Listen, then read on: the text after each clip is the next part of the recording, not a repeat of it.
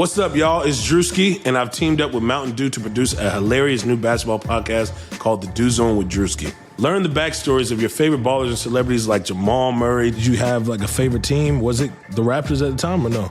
Was the Raptors even started around that time? Come on, bro. I ain't that old, fam.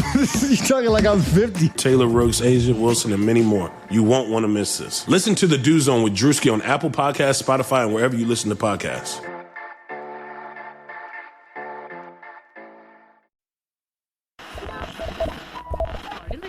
The Timeline is a Blue Wire podcast.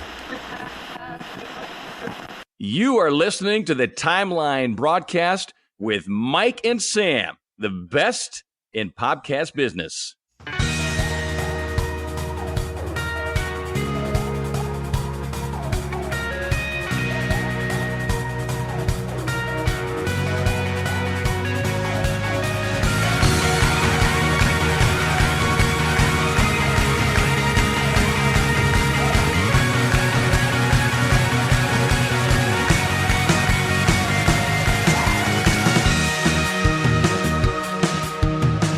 Welcome to the Timeline of Phoenix Suns podcast. My name is Mike Vigil. I'm really excited to be here today.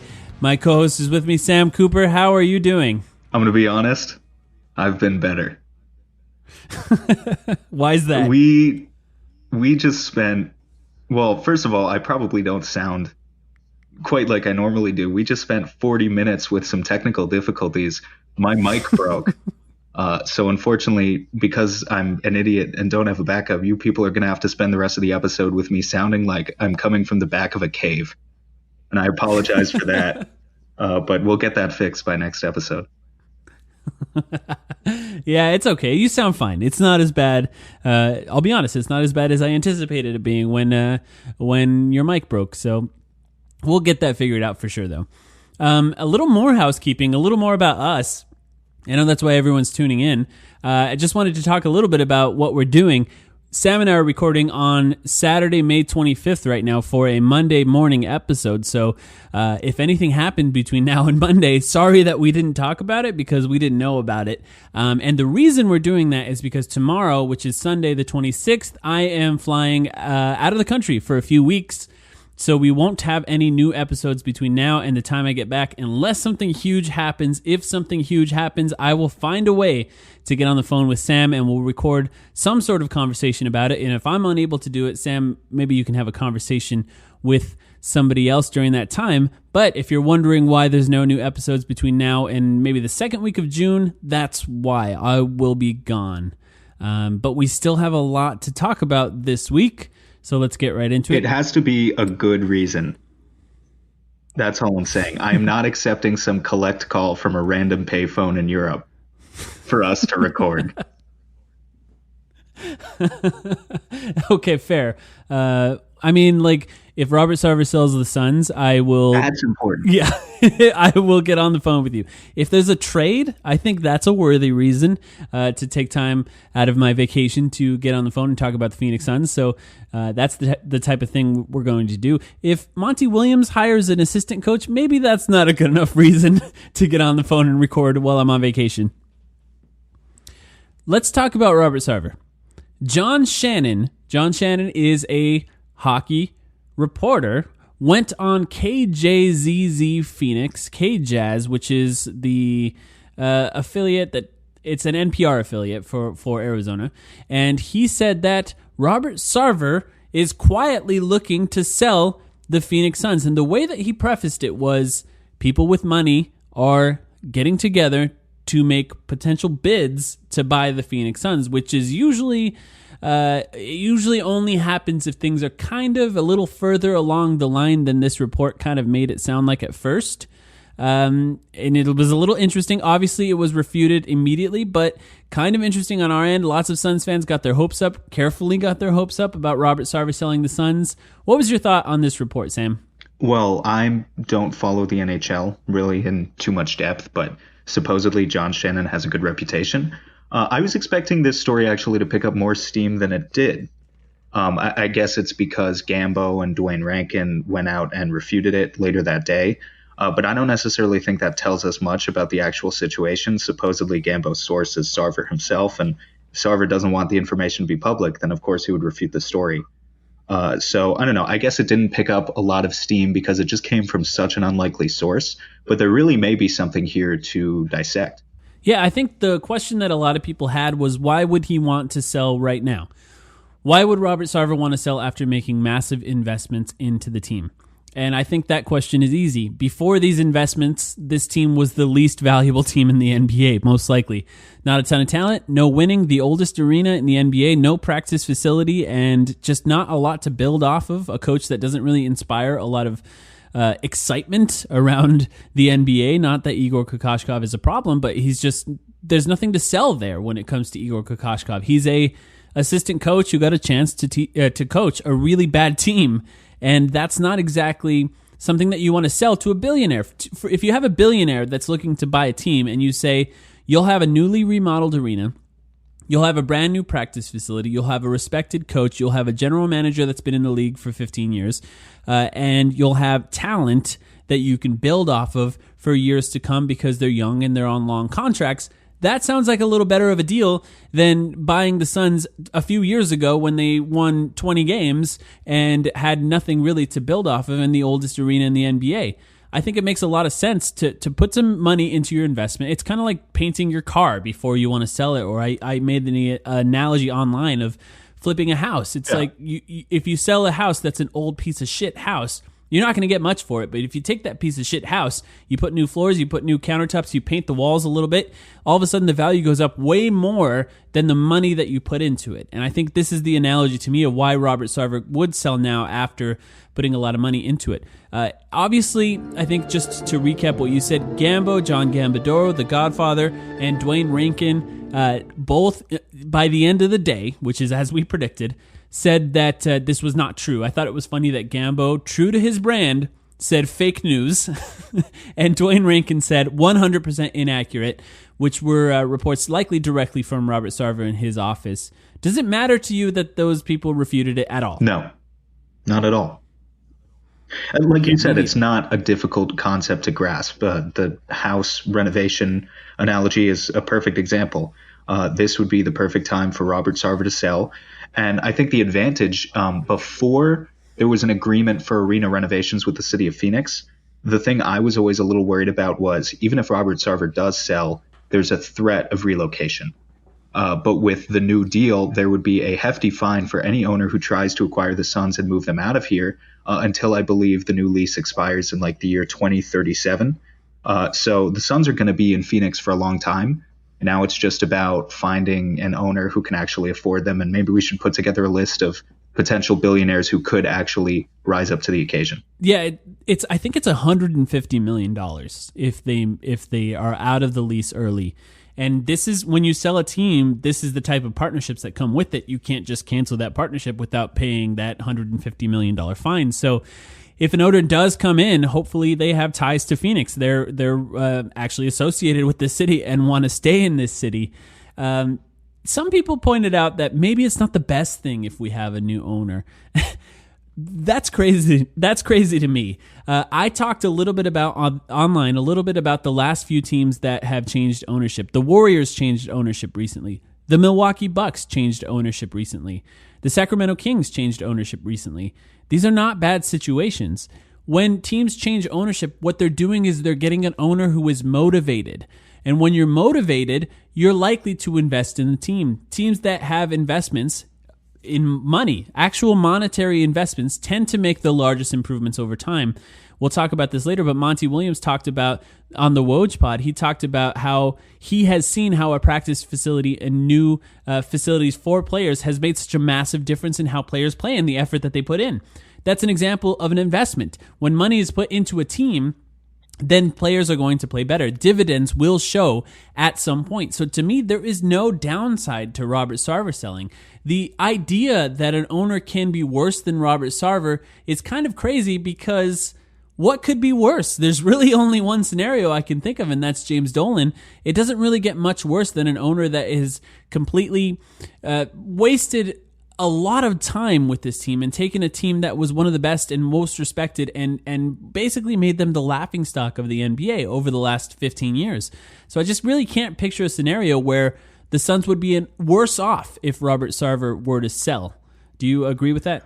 I somewhat agree with that. I think if you look at other sports, well, first of all, you've got owners like Donald Sterling, who was banned from the NBA. I think that's an example of someone who would probably be worse than Robert Sarver. Yeah, I'd say so. Robert Sarver, to my knowledge, is not a criminal. And it's not, racist or anything like that. And then if you look at other sports, I think there have been examples of other owners who have just been so despicable in the way they've handled their team. Jeffrey Loria is a name that stands out to me for any baseball fans out there, with the way that he ran the Montreal Expos and then moved them to Florida, became the Florida Marlins and then the Miami Marlins. I mean, here's the thing. The NBA doesn't have a salary floor.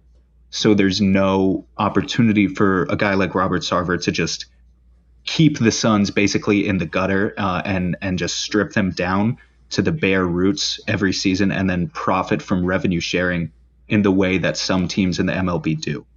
But all that being said, yes, Robert Sarver is still a terrible owner. The idea that there would be a worse owner than him coming in, I think, is laughable. And I think you had a really good point on Twitter also, just talking about Robert Sarver is a basketball fan. He probably does not like the fact that his legacy that he would leave behind in the NBA is that he turned the Phoenix Suns, the fifth most winningest team in NBA history, into a laughingstock. I wouldn't be surprised if it's something that really bothers him. It would bother anyone. I just can't imagine turning on ESPN, listening to sports talk radio, which is things that NBA fans do. This is something that he is an NBA fan, so he definitely does. I can't imagine turning it on every single time that his name is brought up, people laugh at him. People say he's terrible. People say he ruined the culture. People say he took down a once respected franchise. There's never a good word spoken about him on any of these platforms.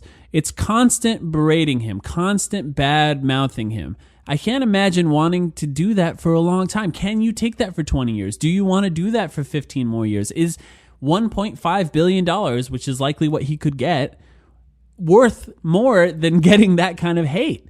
I would think that it would be, and I don't know. He's not a majority. I mean, he's a majority owner, but he's not the full owner, too. There is an ownership group. All he would have to do is sell his stake for there to be a new controlling ownership person in charge.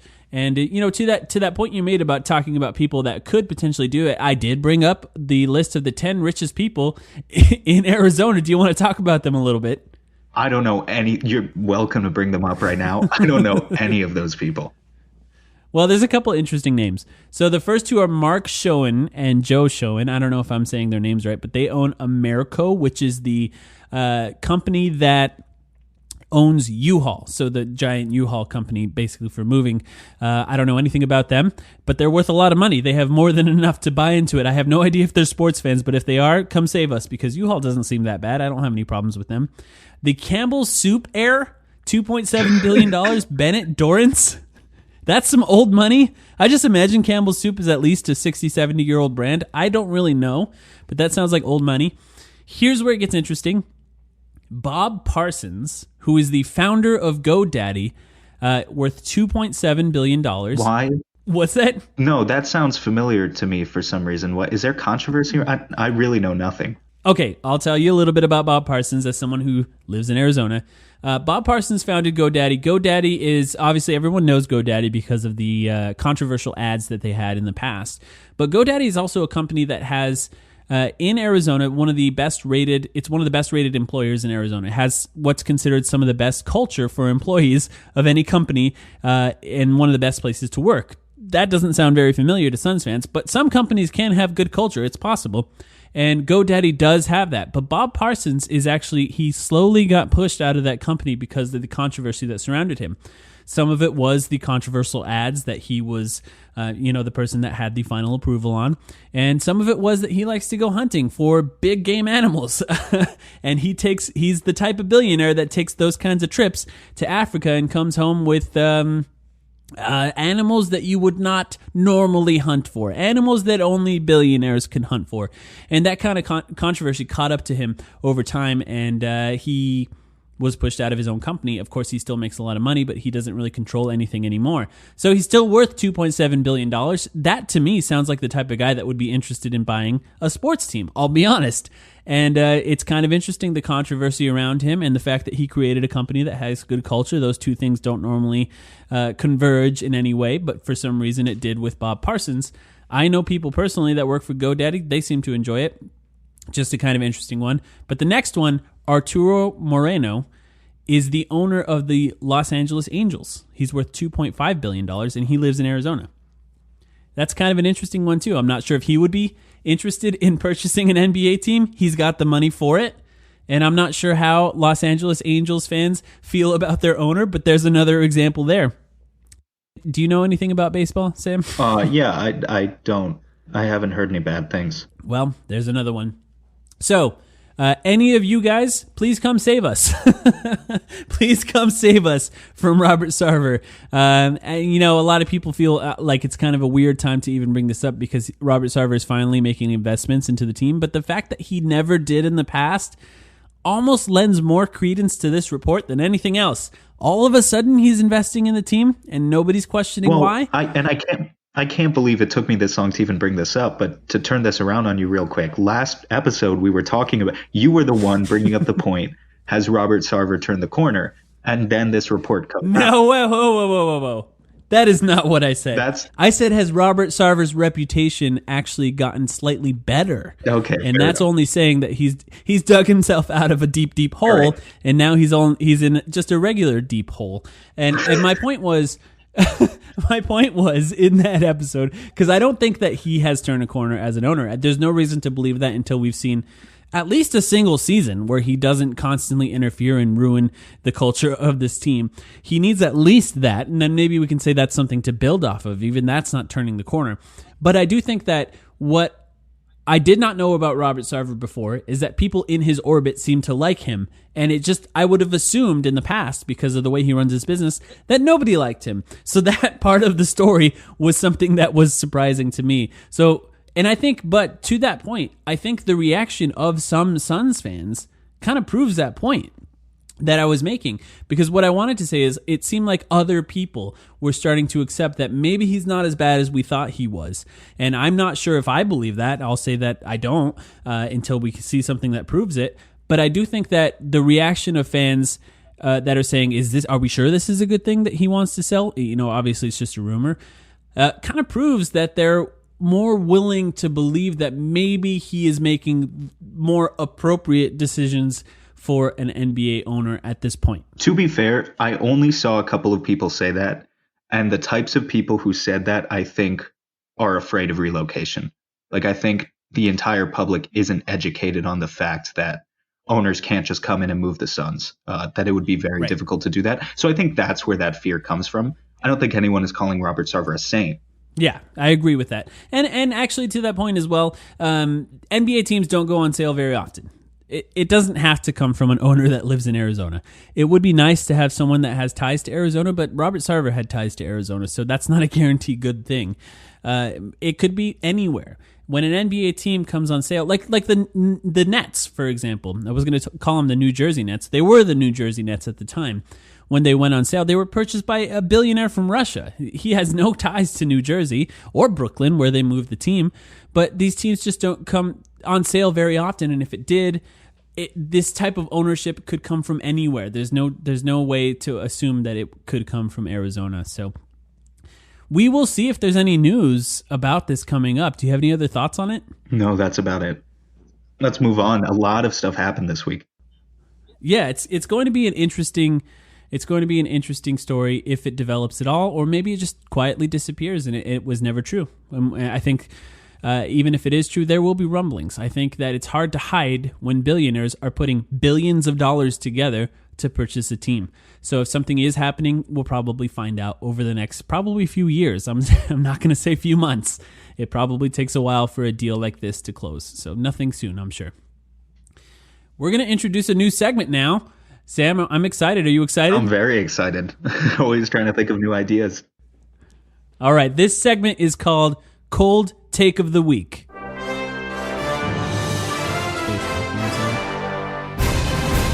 The cheese is cold. All right, this is Cold Take of the Week. The idea around this segment is somebody online said something Sam and I didn't like, and we're going to call them out for it. Sam, I'm going to let you go first. Okay, starting off is, I actually don't know how to pronounce this guy's name. Is it Brian Oringer or is it Oringer? I'm going to say Oringer. Oringer. This is a guy who those of you on NBA Twitter may have acquainted yourself with over the past few years. His calling card is that he worked as a video coordinator in the NBA for 7 years for 3 different teams and has a bit of a reputation for, well, being prickly. And this is not Suns related, except his brand is asshole. That's his brand. I was trying to be nice because here's the thing about this guy. I followed him on Twitter for a while. I think he does some good work in educating the NBA Twitter community. But yeah, he's a dick. And the only reason we talk about him this week is because he got in a really funny exchange yesterday with Eddie Johnson. Where Eddie Johnson, essentially this started because Eddie and Brian were arguing over, Eddie made the point that the Raptors were killing the Bucks on defense with what he called a matchup zone defense, to which the following exchange happened. Brian responds, "The Raptors are literally not playing any zone. Come on, Eddie. You want to tout your I played, I get it, great. But then don't say stupid things like this that just aren't true." Maybe a little bit aggressive. Coming out of the game. Yeah, a little. Just a little. Now, to be fair, Eddie does not pull back any punches of his own. He responds, "Okay, what are they playing, robot?" And this is what I really like. He just goes right after him and refers to him as robot. "You tell me what it is when a player's inside the key and the other 4 are hugging the lane every time Giannis has ball at the top. What is that called, robot?" They go back and forth on this exchange for a little while. This guy whose name is literally Zach Binkley, PhD, which you got to roll your eyes a little bit when you throw the PhD in your Twitter name. He said, "Brian, I can get you in touch with people who play the 1-2-2 matchup half court if you need to see that." Brian responds, "I can get you in touch with people who work in the NBA and can tell you definitively that the Raptors haven't played zone defense this round. Obnoxious PhD boy." Eddie, no one respects you at this level or you would have a job. Brian, Brian hits him back. "Your own radio partner doesn't like you. I heard from an NBA front office person that you're the loudest, most obnoxious person in the media room in Phoenix, and I got offered a job by an NBA playoff team before the season that I declined. But thanks, legend." Just, everyone is kind of wrong in this scenario. Like, Eddie is maybe a little bit needlessly aggressive here too, but this guy's just such an asshole. Like, I feel like we just needed to point out there's a lot of clout chasers on NBA Twitter, and I guess the overall point here is that I would caution anyone for just mindlessly following people who just know what people's intentions are. Yeah, like a guy like this, I think he does some good work. I think he does some good work with his video breakdowns. I've learned some interesting sets from him, especially he'll put together plays that are coming out of timeouts that are great for learning the game and the X's and O's a little bit more. But there's just no reason to be a dick, maybe your lack of people skills is the reason that you bounced around 3 different teams in 7 years and currently don't have a job in the association anymore. Yes, because what I was going to say about that is there's one major job skill that people always forget about, and it's being likable. If you're not likable, you're not going to keep a job for very long, no matter how good you are at it. And I have a feeling that's related to why he doesn't work in the NBA anymore. But who knows? I'm sure if he hears this, he's going to call us out individually, Sam. But the other part is, does he not understand what EJ meant? Because what EJ means is when Giannis is driving into the lane, players guard space. They create the wall. They box him in. It takes more than one guy to guard Giannis. And that's what he was referring to. And all he did was latch on to the words that he used instead of communication is about representing an idea. It's not exactly about words. And what he did is he created a semantics argument to punch up. You never punch down, right? EJ is punching down a little bit on this, and I loved it personally because people deserve this. But he's punching up, right? He's attacking a guy with more followers than him. He's attacking a guy that's more respected than him. You can do that when you're smaller, even though it makes you look like an asshole, but it draws more attention to you because you're punching up. And it's just, to me, it's just a guy that's purposely being a dick just to be a dick. And it's really unfortunate that it had to be EJ that was at the receiving end of that. And the last thing I want to say about that is, do you know how you know you're talking to a doctor? How? They tell you. They tell you right away. So no surprise that the PhD had his PhD in his handle there. But yeah, it's just any other thoughts on Oranger?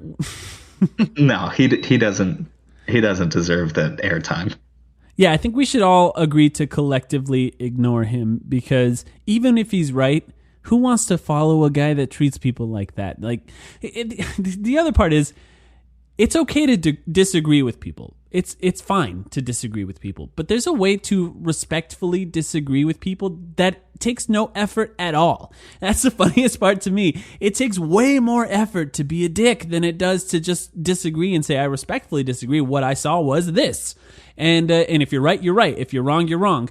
And when you do it respectfully, what matters is your opinion, whether you're right or whether you're wrong. When you do it completely disrespectfully, when you're trying to...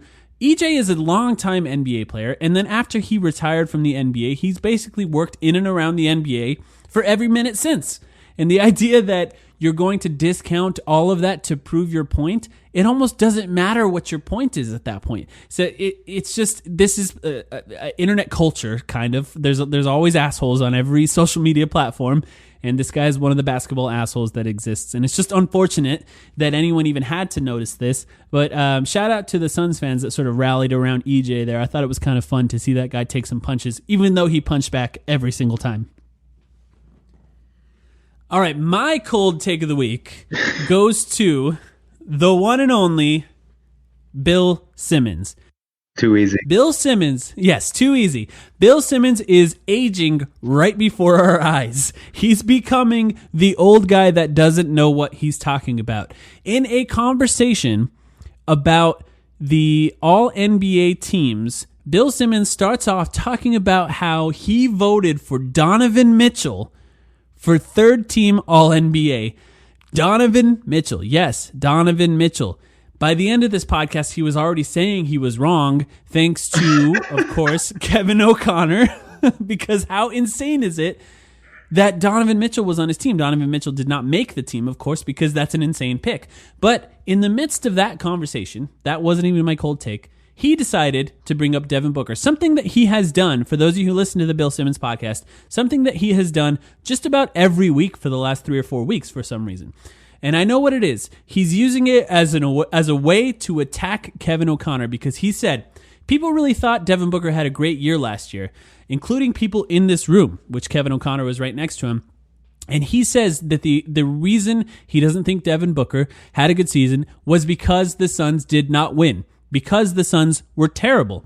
And the idea that a man like Bill Simmons cannot comprehend any idea of a good player existing on a bad team, a man who was a fan of, by the way, the Boston Celtics, who had Paul Pierce on a terrible team for a long time, cannot understand the idea of Devin Booker being on a bad team is laughable. The idea that he used his all-NBA teams to only vote players in who made the playoffs is laughable. The idea that Donovan Mitchell deserved it more than Bradley Beal is laughable. And then the way he justified saying that Devin Booker had a terrible year is because there's terrible. And he said, why are they terrible? They had 7 lottery picks in the last 5 years. 7 lottery picks in the last 5 years. As if that's a guarantee that your team is going to be good. Look at the players that were picked, Bill Simmons. They're terrible. There was 1 good player, maybe 2, in all of those picks. And the idea that Devin Booker by himself could raise the value of that team high enough to make the playoffs, and that's the only way that he can be a good player, is insane. And the part I think that bothers me the most about takes like this is that when Devin Booker does make the playoffs, he can say, well, Devin Booker's good now. He's good now because he made the playoffs. He will not acknowledge that he was wrong the entire time, and Devin Booker has been good and consistently got better every single season. All he can say is, my opinion has changed because now he made the playoffs, therefore he is now good. So Bill Simmons, you're my cold take of the week, and you absolutely deserve it. What do you think, Sam? How far the mighty have fallen. He's just a casual now. It's unfortunate. Bill Simmons now is like the guy you meet at a bar who tells you that he prefers to watch college basketball because they actually play defense and share the ball. Except he doesn't watch college basketball. That's a funnier part. Except he doesn't watch college basketball, but he's like that guy that it's just like, oh, cool. Like I can, talk. I get excited when I can talk to someone about sports. And then like a minute in, you realize that they're a lost cause. Bill Simmons at this point, to have Donovan Mitchell on your third team, all NBA, you're a lost cause. I just think he doesn't watch the league as much anymore. I mean, he watches the Boston games Celtics. for sure. Yeah. And he has better opinions on teams from the East, in my opinion, as well, because he understands the East a little better because the Celtics play those teams more often. But even then, like, I'm trying to remember what it was. He was really low on some Eastern team. I think he was really low on Indiana this year, and they just totally proved him wrong, too. And obviously everyone makes wrong predictions, but I don't know. He's just getting more and more off base every year. Yeah, he also spent the whole first part of the season making fun of the idea that Kenny Atkinson was a great hire for the Brooklyn Nets. I mean, a coach who did an excellent job the entire year. And of course, that take slowly disappeared from his airwaves because he was proven wrong. It's just, you're exactly right. He's become an old man. He doesn't know what he's talking about, and he's boiling his takes down to something so simple and so trivial that it proves that he's not fully paying attention to the entire league. And it's unfortunate, but shout out to both Kevin O'Connor and Jonathan Sharks, who was the other guy that was on that podcast, for both standing up for Devin Booker and saying Devin Booker had an excellent offensive season. Jonathan Sharks said Devin Booker improved mightily as a playmaker with terrible teammates, which I think is something that people don't even understand how difficult that can be. The idea of potential assists matter, and he had a lot of those. Yeah, and Sharks is a guy who I think has come around on the Suns a little bit more. He hasn't always been – and here's the thing. You don't have to be high on the Suns to be high on Devin Booker. That's the critical point. Bill Simmons says, how are you bad with this many lottery picks in 5 years?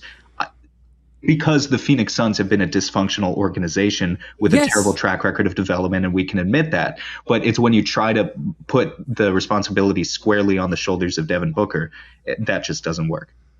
Devin Booker has had 5 NBA coaches at this point, and he's improved every single year. He is defying odds as an NBA player every year of his career. He is succeeding in an environment that creates failure. The idea that you can put the failure of this team on his shoulders, even though he is defying odds, is completely laughably insane.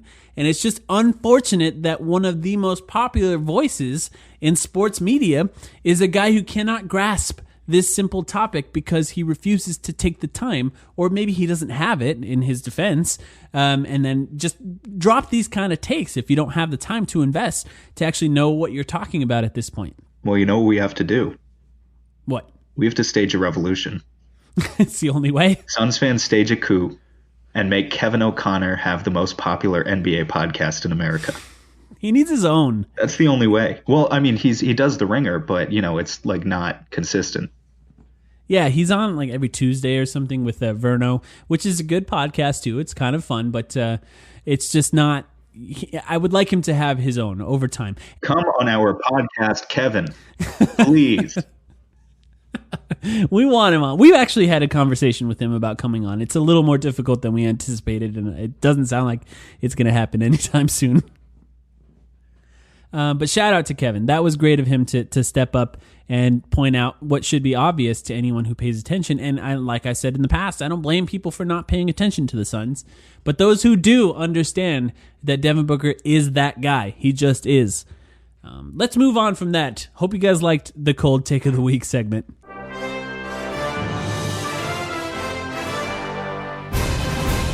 The cheese is cold. We got a rumor, Sam. Not really. About Bradley Beal.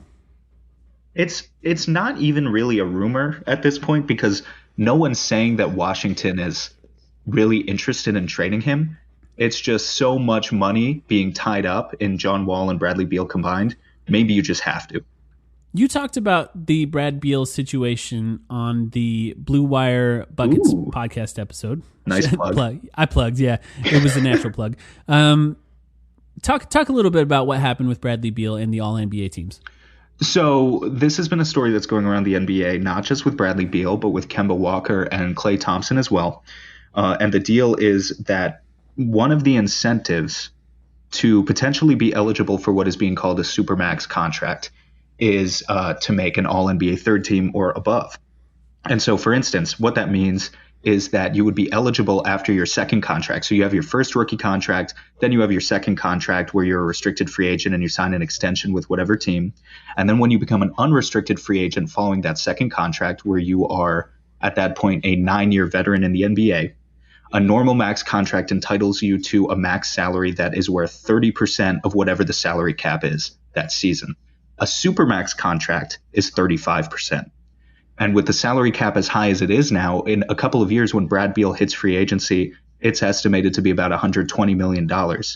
That becomes a very, very big difference. Brad Beal missed out on the All-NBA third team, so he is not entitled to a supermax extension, at least not yet, unless he gets the honor next year, which means him signing a contract extension for 30% of the salary cap would give him a starting salary of about $36 million versus a supermax contract where he would have a starting salary of about $42 million.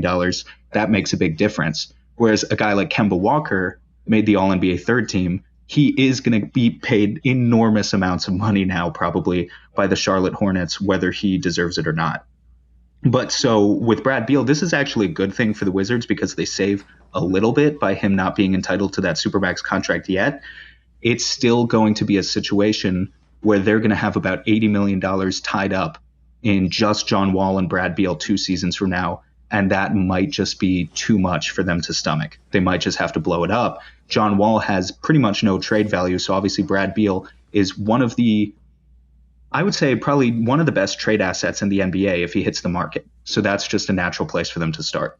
So 2 questions on that, and I'll give my opinions as well, of course, but does Bradley Beal make sense on the Suns? Yes. He is an excellent player. Yeah, I agree, but we can talk about why. And 2, do the Suns have the assets to make that kind of trade? Yeah, he definitely makes sense. There's a few tiers of players when it comes to trading for superstars in the NBA. You have the top tier, which are players that are untouchable, basically no matter what. Like, it is inconceivable to me that a guy like LeBron James or Kevin Durant or Steph Curry would actually be traded. A couple tiers below that absolute top tier, you have a different tier of superstars. These are all the guys that are kind of damaged goods that keep showing up on the rumor market that Suns fans keep saying no to, whether it be for their age or their contract or their injury history. It's guys like Russell Westbrook, Blake Griffin. I'm trying to think if there are any other examples. Mike Conley is even a tier below them, but he's like an example of that sort of thing too. But in between those 2 tiers, you have a sweet spot. And it's a very, very small sweet spot of guys where they're not completely untouchable. It's at least somewhat conceivable that they would hit the market, and they're perfect in terms of play style, in terms of age, fitting the timeline. Brad Beal is a guy who's only about to turn 26. He's still really young and could definitely grow with both Devin Booker and DeAndre Ayton, and probably still has his peak ahead of him. And that tier of players, it's not many guys. Like, it's Brad Beal.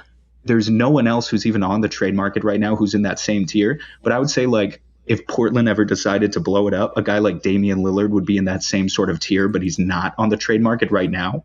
So Brad Beal is just the perfect type of player where if he hits the market, it's not just Phoenix that's going to be going for him. It's like 20, 25 other teams, which makes your second question of do they actually have the assets?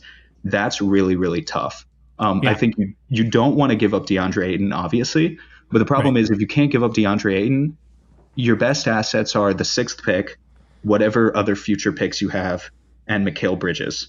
Yeah. And compared to the rest of the league, it's probably not enough to get a guy like Brad Beal. But I definitely think, because I think I maybe didn't address the first question strongly enough, he's definitely fits with Devin Booker in the backcourt. I know some people have concerns about Devin Booker playing point guard, but I think as long as you give him a combo guard who can also be a play initiator and bring the ball up the court, and Brad Beal can definitely do that, I don't think it would be an issue at all. That would be an insane backcourt because those are 2 guys that can do it all. They have 3 levels of scoring at the rim, mid-range, and from 3-point. They're also both playmakers that have developed into excellent playmakers over time. Bradley Beal had maybe his best season as a playmaker. Yes, I agree that they're an excellent fit. I think that they can both handle the playmaking duties together. And if you start to increase DeAndre Ayton's playmaking duties, assuming that's the way the team would be constructed, then it's not really that big of a problem because you can run some of that playmaking through DeAndre Ayton either at the high post or as low as possible. And that team makes a lot of sense. They're big. They can guard as far as smaller guys. Of course, defense would still be a problem, especially without Mikal Bridges in this scenario, because Devin Booker would be guarding point guards a lot of times, and that would still be difficult. But I think offensively, it's just insane. These are guys that can do it all, and you just pick your poison, especially if you keep DeAndre Ayton. And I agree with you. I think that the assets are hard to come by. The Suns would have to blow them away with picks, and I think that means the 6th pick this year, our pick next year, and the Milwaukee pick, probably TJ Warren, probably Mikal Bridges, and then what else? Just like you said, what else is there? There's really not a lot to offer. And when you compare that, you brought up the idea of the Lakers potentially making an offer for them. And this is kind of an interesting scenario where the Lakers have some interesting players they could do. Maybe Lonzo Ball, if the Wizards are interested in Lonzo Ball. Brandon Ingram, we've weirdly kind of lucked out that Brandon Ingram has an odd injury history at this point, and there's no guarantee that he's going to be an excellent player for years and years to come. Whereas Mikal Bridges is just absolutely, as far as we can tell, definitely going to be solid and likely going to be a contributing starter for a long time when he develops. It's just, what other teams do you think would be interested? I think basically the entire NBA at this point probably would be interested. Yeah, it's basically the entire NBA. The reason I brought up the Lakers is just because it's the Lakers, so they're always being discussed. He's a great fit, too. Yeah, they're always being discussed. He's a great fit next to LeBron. And just so people know what we're talking about, I think maybe it hasn't even caught up to the national conversation just how good Beal was in the absence of John Wall this season. He averaged 25.6 points, 5 rebounds, 5.5 assists, and 1.5 steals on 58% true shooting for basically Devin Booker numbers for a team that was a lot better than Devin Booker's Suns. You're building around what's essentially in 2 years' time, at least, going to be a supercharged backcourt version of Damian Lillard and CJ McCollum.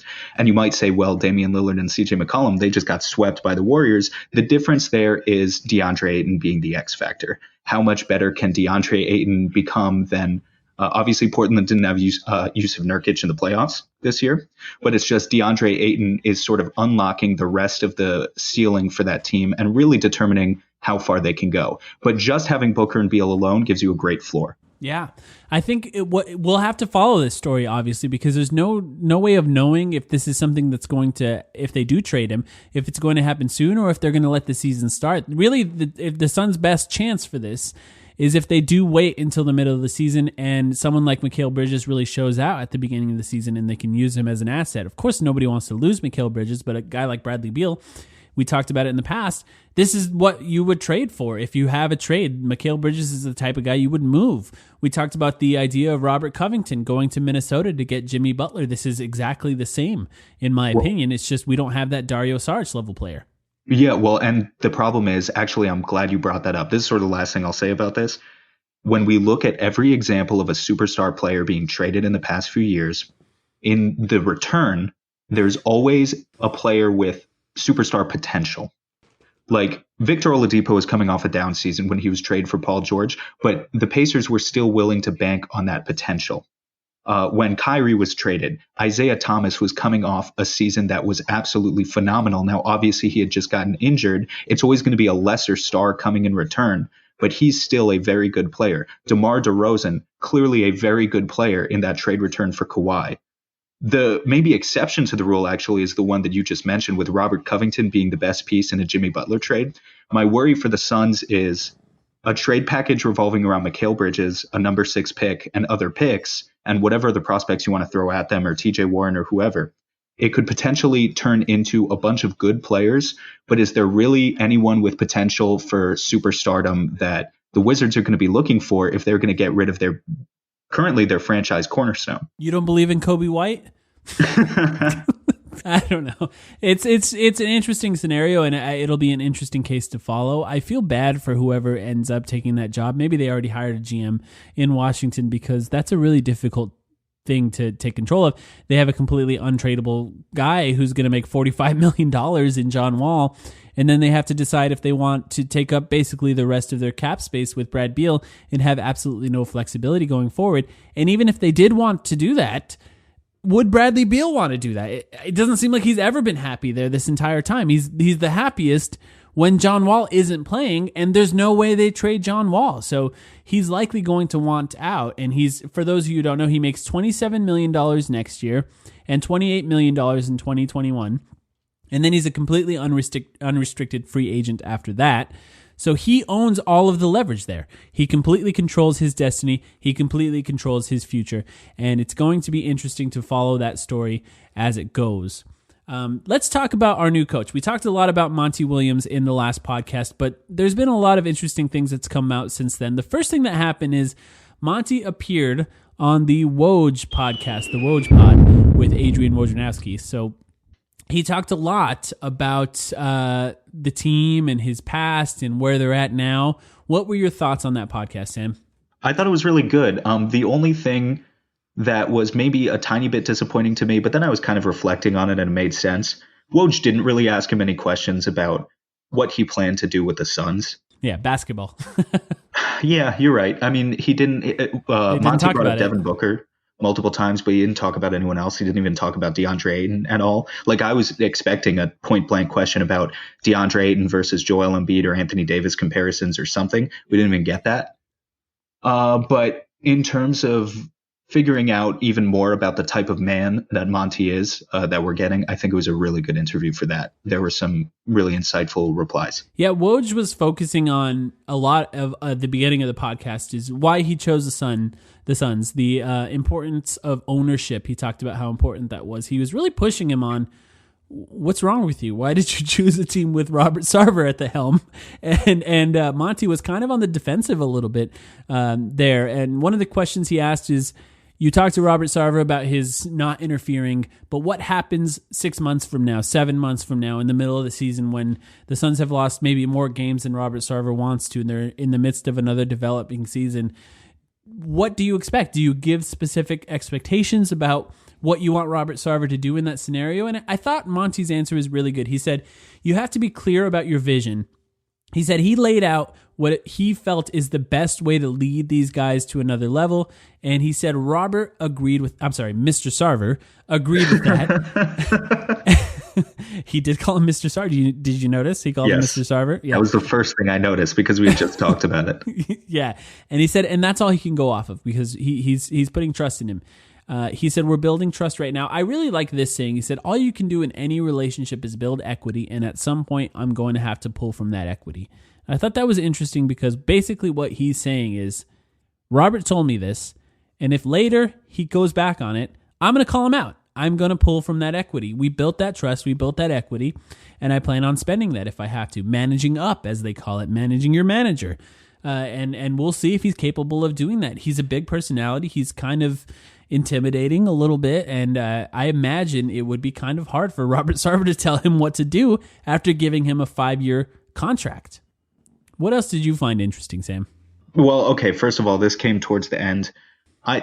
There's no real need to keep bringing up the personal tragedy that Monty went through, but just extending beyond basketball a little bit, I think it was interesting how he just sort of broke down the notion that, people have looked up to him for inspiration and have maybe built up this idea of him in their heads where he has been this rock and just extremely strong in dealing with that grieving process. And I think it was really interesting how he just addressed that and said, no, he's not ashamed to tell people that he was broken. He had to go through grief counseling and it has not been an easy part of him, and that a part of him will always be broken is what he said. So I thought that was very interesting to hear and very important. We continue to forget that these are real people with real lives, whether it be players or coaches or general managers, any of them, whose careers are constantly in flux, who constantly have to relocate. Monty is currently relocating to Phoenix, but he has kids who have to move over from that Philly area as well. And so that's just always something to keep in mind, regardless of the salaries that they're paid. The other thing that I thought was interesting is they went on this sort of, not a tirade, it was just like a tangent for a couple of minutes where Monty was talking about he doesn't like when people in this business use the word family. And I don't know if he was sort of intending to call out Earl Watson there as someone he had specifically heard, using that as Suns fans, we heard Earl Watson talk nonstop about family for an entire year, or if he was just addressing it generally. But yeah, I thought that was a really interesting contrast. Monty's trying to build the culture here, but it's not a family. This is not to be confused with Earl Watson's regime. There's no yoga circles and love for each other. And I think maybe just some of that preachiness will go away. I loved what Woj said about there is no better kind of conditional love than playing on an NBA team. Yes. I thought that was an excellent point because you are the last thing that you did, basically. What have you done for me lately is every sport. It's not just the NBA. It's what have you done? And what you've done is your value, and your value varies depending on if they're talking about on the trade market, on the team, or in free agency. So it is completely conditional love. It's not anything like what a family is. You can choose who's on the team. You can cut guys from your team. You can't cut your family members, and maybe with a knife, but that's the only way that you can do it. And I just think it's interesting that he made a point to say it's not like a family. And I like that too, because it's work. This is your job, and you need to take your job seriously. I think if you blur the lines too much between work and family, the level of respect for the positions that they hold is also blurred when you blur that line. And I think when you remind someone, I'm your boss, you have to do what I tell you to do. That's your job. I think that's an important thing to point out. And I actually thought Igor Kokoshkov was good about making that distinction as well. I don't blame Igor for that. I just think, going back to Earl Watson, this was a guy that I think blurred it a little too much, and maybe players didn't understand their place on the team as well as they could have. So I really like that quote as well. I mean, with Earl Watson, I'm sure a guy like Tyler Ulis really thought that he was an important part of the core going forward, until he was cut by the team. And then we saw this sort of controversy. It was a minor controversy, but the controversy it led to last summer when people were talking about Devin Booker is really upset about Tyler Ulis being cut, because it's exactly as you said. It's exactly as Woj said. What have you done for me lately? It's just not fair to the players to pretend like you're part of some huge family and then one day get out of here, clean out your locker, you're gone. Right. Conditional love. A really good interview. So for those of you who haven't heard it, it's called the Woj Pod. You can find it on any podcast app. It's an ESPN podcast. He does interview front office people, coaches, sometimes players or former players. It's a pretty good podcast overall. I find it hard to believe that people who listen to this pod haven't heard of Adrian Wojnarowski's pod. Well, I think that he's not really known as that kind of NBA personality. And to be honest, it kind of makes sense why. Although he does ask interesting questions, he's not much of a conversationalist over time. I think it's a very interesting podcast, but I think a lot of times when he's interviewing people that are still in the NBA, he's reading off a list of questions that he provided to them ahead of time. You can just kind of tell. Right. It's not really much of a conversation. So, maybe not everyone listens to it. Maybe you have heard of it, but maybe you don't listen to it. Yeah, but I think that works because it fits in with his brand as the guy. Yeah. Woj for breaking news on Twitter. He's facts. Yeah, he's facts only. He breaks the news on Twitter, and then you read the replies, and someone is saying, Woj, please sleep with my wife. That's what you go to his Twitter page for. And, it's just fair. It's unbiased for the most part. He maybe has a couple of biases. Yeah, he doesn't like Sarver, and he doesn't like LeBron. Yeah, LeBron. Those two things I can tell you for sure. That's what I was hinting at. It's LeBron. But for the most part, I think it's a very good podcast. People should check it out. Yeah, I agree as well. But then there was some more coaching news as well with Monty, and this was news about potential assistant coaches. In the last podcast, we talked about the introductory press conference, and we said that we didn't learn a lot from it. It had interesting moments, but overall, just a normal introductory press conference that doesn't really have any interesting information that comes out of it other than personality. You start to understand their personality. And we said the next thing that we should know, the next thing that we can learn from is the assistant coaches, because then we can focus on what they're trying to do as a team and start to get a clearer picture of what James Jones and Monty Williams want to do with the Suns. And I think that these rumors really did that. So let's start with the Mark Stein tweet. Mark Stein, of course, my theory is that he's a Jeff Bauer guy, and that's why we're getting more Phoenix news from Mark Stein than ever before. And he said that for Phoenix, Steve Blake, yes, that Steve Blake. That asshole. Steve Blake is a potential assistant coach. Randy Ayers, who's a Nets scout, and Mark Bryant, who's a longtime Thunder coach that has coached for the OKC Thunder as long as they've been the Thunder, and even was part of a coaching staff that existed when they were the Seattle Supersonics. So a longtime coach that could potentially be leaving because of that relationship with Monty Williams, I would have imagined. And these are top contenders that Mark Stein said to land on Monty Williams' coaching staff. There's not a lot to glean from this, but other than these are like Steve Blake is a young guy, a recent NBA player coming on to be a potential assistant coach. We've had a few of those. There's no way to judge these guys. I imagine they have a relationship going back. Steve Blake played in Portland, so Monty Williams was in Portland as an assistant coach. So I'm sure there's a relationship built there. And I don't know much about Randy Ayers other than he's a scout, and that seems to be good news because this is a team that supposedly had none. And then, of course, Mark Bryant is a longtime coach, and I think that would be a good thing to have, someone who knows his way around the NBA right under Monty Williams. And just another point about the Woj pod, he talked a lot about how much he's learned to allow his assistant coaches to do more. That's what he plans to do. He tended to take things on too much. He said part of it was arrogance. This is Monty Williams. He said part of it was arrogance. He wanted to do everything himself. He didn't have faith that other people could help him out. So I think if he does take that type of leadership style into this NBA team, then these assistant coaches matter even more because they're going to have more autonomy. They're going to be more important to the development of these guys. Not a lot to learn from these three guys, but what do you think, Sam? Yeah, I think the only important thing to note is that they all have relationships with Monty. That's just makes sense. That's usually how it works. Mark Bryant was with Monty in OKC. They were both assistant coaches at the same time.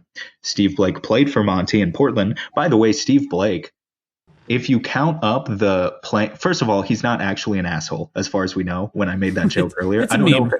Yeah, it's a meme. It's an internet meme. Everyone says that Steve Blake is an asshole, even though there's no evidence, just in case anyone didn't know that. But Steve Blake, if you count up his playing stints and his coaching stints combined, has been in Portland for 4 stints. Is that a record? It might be. Has been with that organization separately 4 different times. But one of those stints, he played for Monty in the 06-07 season in Portland. And Randy Ayers was an assistant under Monty in New Orleans. But the other thing, and now he's a Brooklyn scout. But the other thing, I just like the age diversity here. Obviously, there's not much that we can glean from their actual coaching styles. But having a guy like Ayers, who's in his 60s, has been an assistant coach for a long time. Bryant is in his 50s, assistant coach for a long time. And then the contrast with a guy like Steve Blake, who was in the NBA as recently as a couple years ago and is a much younger guy, maybe, who knows, more with it in terms of some of the modern tendencies going around the league.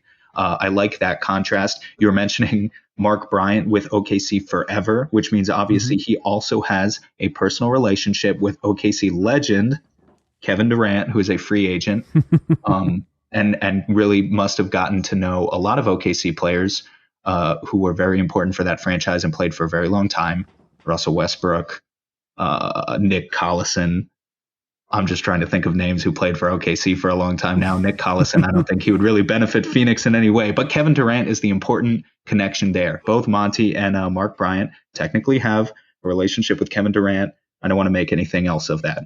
But that's basically all we can take away, like you said. I like the diversity. Well, I do have one more thought. Well, I will say this before I move on to my thought. Nick Collison it seems like the guy that would be a good assistant coach, actually, and I wouldn't be surprised to hear that kind of rumor coming out over the next few weeks. But the other part that I found interesting is no former head coaches here. And I think that's actually a good thing because Joe Prunty was brought in to help Igor Kokoshkov, and a lot of the rumors after he left, after Igor Kokoshkov was fired, was that it felt like Joe Prunty was the head coach.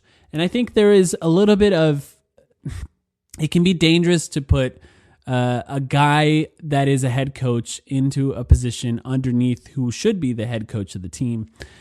Players start to get confused about who's in charge if that line is a little blurry. And I think it's a good idea to just get some guys in here that fully support your system and are very clearly assistant coaches underneath you. So I don't think that that's such a bad thing here to just find assistant coaches. But we'll see who's actually hired out of this bunch. Of course, these are just rumors, although these types of rumors usually do pan out. One more name I just thought of, Jamel McMillan, the son of Nate McMillan, who is an assistant coach under Igor and just got fired, worked with Monty in New Orleans. So I was wondering, I mean, he's already relocated to Phoenix. I think that would be another name that just makes sense if Monty wanted to keep him around. He's already familiar with the current roster. Yeah. I wouldn't be surprised. Yeah, that wouldn't surprise me either. I saw an interesting Instagram post from Jamel recently about leaders versus bosses, and I was like, I wonder who that's about. Anyway, there was one more, Ian Begley, ESPN, or I think he's with ESPN still, but he tweeted out, the Suns have also strongly pursued David Nurse to become their shooting coach, player development head, /player development head, to help build their young core of players. Nurse previously worked as a shooting coach for Brooklyn and privately trains several NBA players with a focus on skills work and mental approach. This is Nick Nurse's nephew, which I hope to never have to say too quickly. That's a tongue twister. And Nick Nurse is somebody who's emerged as one of the better coaches in the NBA, in my opinion, after of course, the Bucks took a 2-game lead. Well, yeah, because he plays a matchup zone. He plays the matchup zone. Yeah, it's the key to the playoffs. It's obvious, but not that means anything. It really doesn't. But I think it's actually good that you come from a line of coaches. It's not always a bad thing. But I think it's important to. A long time ago, Sam, it's almost been a year since we started this podcast. A long time ago, we talked about what's important to develop a young team.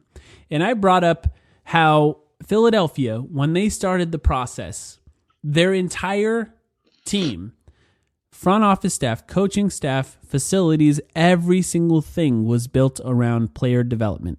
Because the idea was, if we're going to tank and only get young players, we have to have the best player development system in the NBA.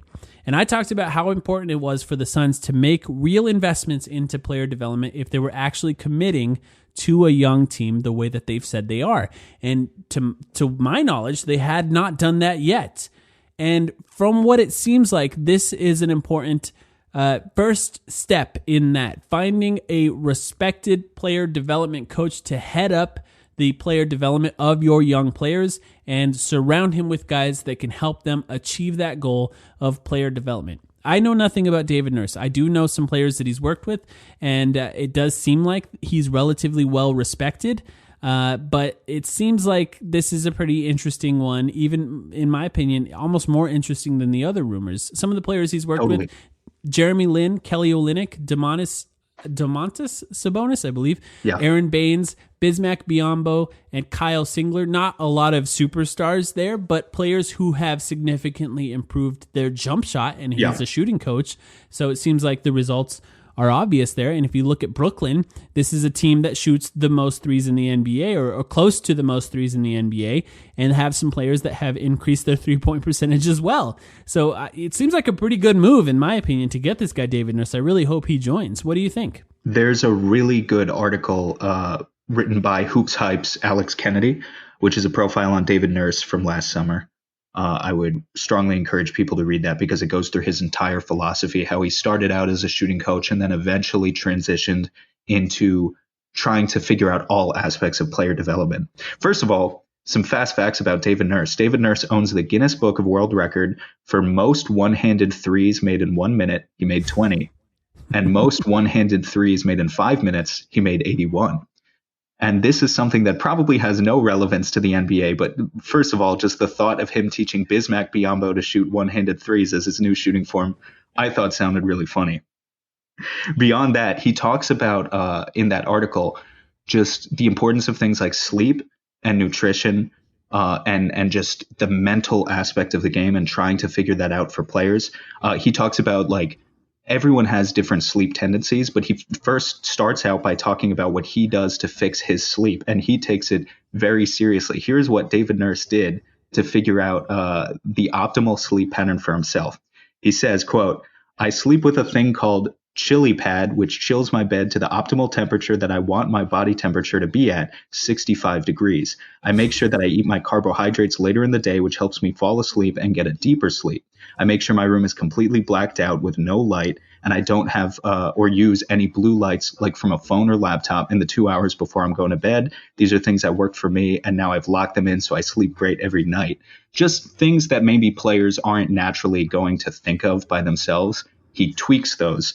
Another really interesting thing from this article, he uses virtual reality as a way of trying to teach players to do more intensive film studies. Another quote, he says, "There's a company I use that's able to cut game film up, and the players can watch it from their perspective and go through all the decisions they made. One of the toughest things to teach is making quick decisions in the moment, and you can only be on the court to practice this stuff for so long because it's taxing. But with VR, you can watch it for as long as you want. It's like you're back in the game, back in the practice, spotting the right decision and what you could have done better. I've been testing it, and it's been great with the players who have used it." So just stuff like that sounds a little bit more innovative for doing a more modern approach and really fixing the Suns player development. I think it sounds really good. You know who used VR? Philadelphia, the 76ers. I think it's actually another team that's sort of pioneered that. So I hope that they're using that sort of as a model. I mean, Monty just came from there. He understands the importance of player development and how important it is to actually invest real money into that. And that includes finding a guy that maybe is sought after by other teams and getting him on board with you and your young core. So I really hope that that's something that happens. But before our next episode, Sam, I think we have to see how many one-handed three-pointers we can make in a minute. Dude, now I forget who it was. There's a journalist. Do you remember who it was? Some journalist on Twitter today was asking all of the journalists who are covering the NBA Finals to get together for a basketball game. I think it would be really funny if we got all the Suns podcasters to do a pickup game one of these days. I'd have to get out to Phoenix, but that would be fucking amazing. And we'd film it. Maybe we should do it before the season starts. We get Nate Duncan to do live commentary with a stream. No, we want people to watch. There's one more thing that I want to make sure you don't forget before we go. Okay. A second Suns player got arrested this week. Oh, yes. I did forget that, actually. Richaun Holmes with a hot and smoldering joint. Can we just all admit, like, I hope none of you out there really care about this. Like, I've seen the take that some people want Holmes gone for money purposes. Like, they simply think he's not worth the money, which I also think is wrong. No. I also think that's wrong. Yeah. But what I haven't seen and what I hope no one thinks is that, like, look at this delinquent with his joint. We need to get him off the team to reboot our culture. They're all doing it. Yeah. Everyone in the league is doing it. D'Angelo Russell just got caught. I guarantee you Devin Booker's doing it as well, whether Monty Williams likes it or not. It's legal in like 10 states. Yeah. Why wouldn't they do it? I don't. One thing I could care about is if he was driving, but none of the reports said he was driving. He was in a car, which is pretty stupid. I memean, just to say that, I mean, do it at home and, take an Uber. But beyond that, it's hard for me to even care about this because, like you said, it's just prevalent in NBA culture. These guys are constantly smoking. Matt Barnes was just on the Pardon My Take podcast last week, and he talked about smoking before games or before practices. He would smoke before he took a nap and then go to games and play in games. And he said some of his best games were when he was high. It's just I don't believe that, but well, some of his best games were still not that great. So it is Matt Barnes. Maybe he would have been a lot better if he didn't do that. But I mean, the point is, it's prevalent. It just exists. It's something that happens within NBA culture, and it's hard to find any reason to care about that. But for those of you who think that he's not worth the money, I just want to remind you that his cap hold is about $1.5 million. That means we can sign him beyond that after we've signed everyone else and go above the cap to keep him without a huge effect on, of course, the only person it really does affect is Robert Sarver. So it's not really, it doesn't, he's one of the best assets we have as far as re-signing because of how little his cap hold is. It's not really it doesn't make sense to get rid of him for that reason. If you have another backup center lined up that you're signing, then yeah, okay. Then, or maybe you believe in Dragan Bender that strongly. No. Look, we got all aboard the Dragan hype train at the end of last season. Bender, post All-Star break, averaged 6 points, 5 rebounds, and less than a block per game on 55% true shooting in 24 minutes. Yikes. That's not even that bad, but he's not ready to fill the role. Richaun Holmes is one of the best centers we've had in the past 6 years. I'm willing to go out on a limb and say that outside of DeAndre Ayton, who's obviously the best center we've had since Marcin Gortat left, that the season Richaun Holmes just had is probably better than any season Miles Plumlee had, any season Alex Len had, certainly, maybe even any season. I don't think Tyson Chandler, I feel like I find a way to shoehorn to a VORP statistic at you guys every episode, and I don't mean to do that. But Richaun Holmes was 4th on the roster, maybe even 3rd on the roster in VORP this year with a VORP of a positive 1.0. And I don't think Tyson ever came close to touching that in his time with Phoenix. You know what? Since this is already a jumbo episode, which makes sense because I'm leaving, why don't you just quickly explain what VORP is? I feel like you do bring it up all the time. So it stands, and that's my fault. I don't mean to parade it around as some sort of. It's a good stat. I don't mean to parade it around as some sort of all-encompassing stat. It's not like if you're a baseball fan, again, wins above replacement is the thing. WAR. VORP is value over replacement player. It essentially tries to do the same thing. It takes a different advanced stat, which is BPM, box plus minus, and is a multiplier of that. So it's a multiplier BPM on a per minute basis. So how many minutes you play increases or decreases your VORP. Like, for instance, Josh Jackson has a really, really bad VORP. That's in part because he played so many minutes. Had Josh Jackson been benched the entire season, he would have been closer to a 0.0 rather than so far in the negatives. And so that impacts Richaun Holmes as well. But in some ways, it's more impressive that Richaun Holmes has such a good VORP despite being a backup for the Suns. And yeah, just as far as advanced stats go, it tries to fully capture the entire picture of what each player is really adding above what the typical replacement player would be for a team. It's definitely not perfect. Although I reckon that, like, if we just took, maybe I'll do this one day, just like as a really quick side project. I think if you just took every roster's cumulative VORP of all the players and then also looked at all of the wins by each team, you'd find a really strong correlation there. So I think it is a pretty good stat overall. Yeah, I agree. And I think now you have to bring up a VORP stat every episode.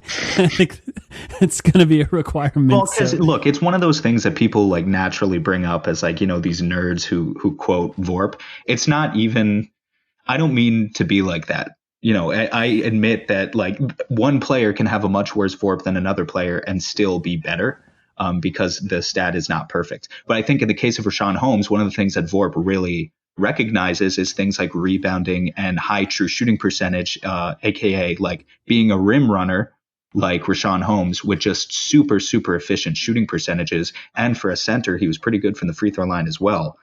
He's really going to be rewarded in an advanced stat like VORP for those reasons. Yeah. But yeah, my bottom line point is I just don't think the Suns can find someone to give you even half of what Richaun Holmes gave us this season for a minimum contract. There are some teams that are capable of doing that. Like the Warriors have a great bargain deal with a guy like Kevon Looney right now, who had a really good season, a better season than Richaun Holmes, in fact. But that's because they're the Warriors.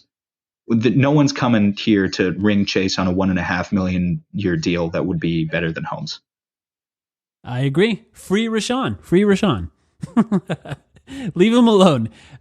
Shout out to him because that's an unfortunate scenario. And I feel, more than anything, I feel bad for him for getting in trouble when he's a free agent, because this is the type of thing that teams can use as leverage and offer him less money than maybe he would deserve without it happening. But there are a lot of teams with cap space this year, so he's likely going to get paid regardless. But that's all we got. You have anything else, Sam? No, that's about it. It's a little bit of a longer episode than usual, although we've gone pretty long before in the past, but this is just because you may not be hearing from us next week again. Yep. We'll see. Yep, probably not. So thanks everyone for listening. Of course, subscribe, rate, review. We love to see those reviews, of course. We love to see those high ratings.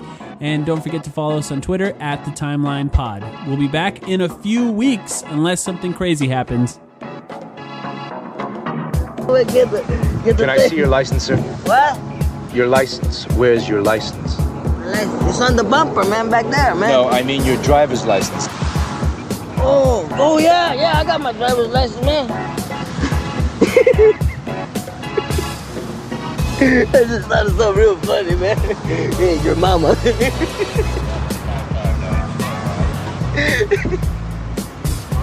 Sir, what is your name? What? What's your name? Isn't it on there on the license, man? Yeah, that's it. Pedro de Pacas, man. That's my name. Just wait here a minute, huh?